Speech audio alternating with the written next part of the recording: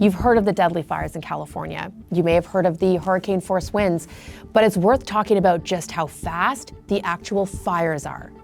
These fires spread faster than most humans can run.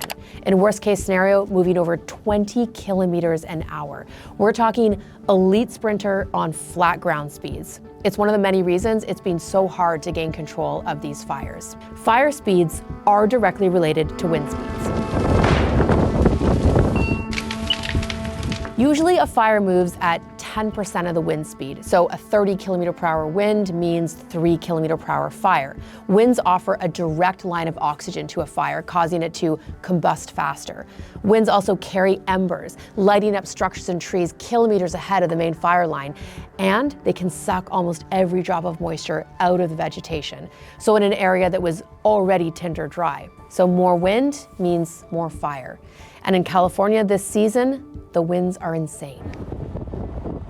The thing is, strong winds are a regular part of life for Californians. Every year, the Santa Ana winds brings the threat of wildfires. So why are they suddenly supercharged? To answer that, we've got to start in the Great Basin Desert, where it all begins. In the fall, colder, denser air over the desert ends up creating a big high-pressure system. Then, low pressure forms over the coast of California, and winds always flow from high pressure to low pressure, racing from the high desert down to the coast.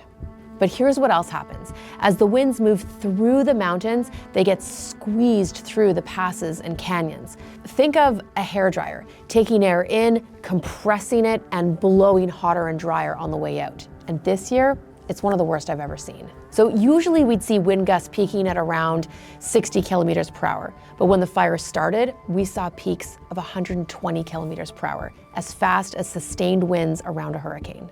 Normally these winds sort of get broken up as they pass through the mountains, but this time the winds rolled right up and over the tops of the mountains. And that's because that high pressure system I told you about, it was stacked, meaning strong from the surface up high into the atmosphere. The result was almost like a tsunami of wind splaying out into the communities at the base of the mountains. And with no rain in the long range, it's not clear how long it will take firefighters to stop these fires. But we know the winds will play a huge part in winning the battle.